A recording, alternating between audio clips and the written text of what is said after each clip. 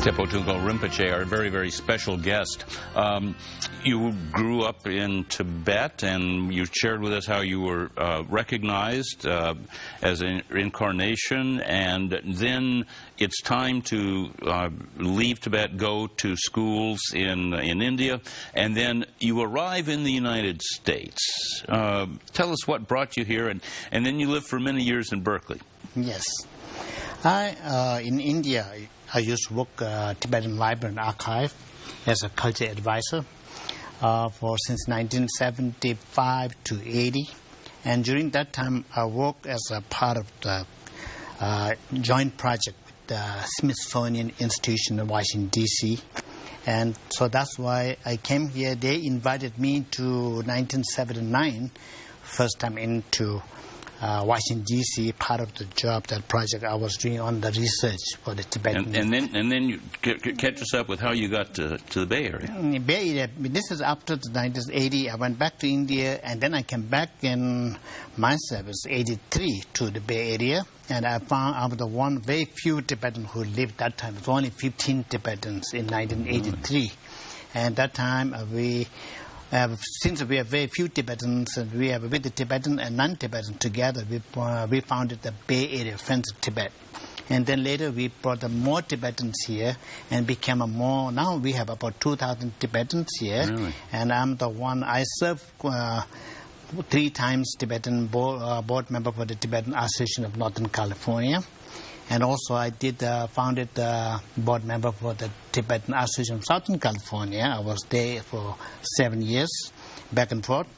And same time, we do a lot of involved with the Tibetan preservation culture and the Tibetan, the new generation growing in America, Tibetan Americans. We have to make sure we have a Tibetan culture was inseparably growing our community.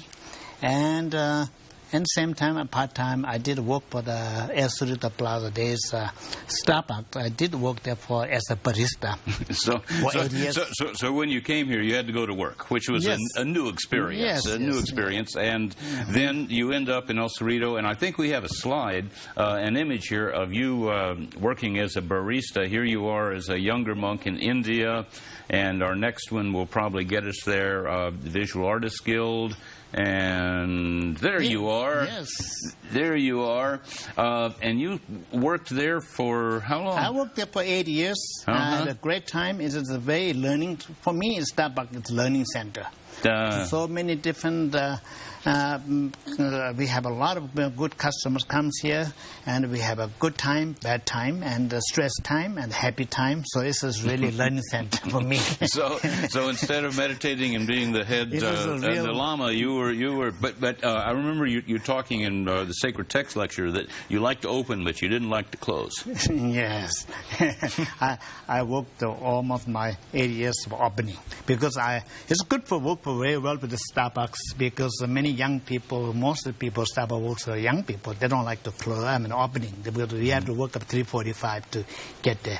I never miss one day to be late. So I'm a very responsibility for opening, but I'm not good for the closing. Well, and so and now you're living in Santa Barbara and visiting here and teaching. And I think we have one more image here of you with the Dalai Lama. Yes. And you're in contact with him, and I think that what you're going to do is you're going to offer us a Tibetan prayer. Yes. As we go out. And in English, what would the words be? Okay, I'm going to do, this is generally Tibetan traditional. Any aspect of what we do every day, we dedicate. Okay, we better start. We have 30 seconds. Okay, dedicate for the sentient being be happiness. We call Chanju, Semjo, Ramboche, Maji, Patan, Kewa, Nyamba, Ameba, Kongne, Kondo, Pewara, Sho. Make compassion to grow to all sentient beings, and all the sentient beings be happiness and peace on earth. We're blessed, Tepo. Thank you so much for being on Mosaic. Thank you very much. Thank you. Thank you. Thank you.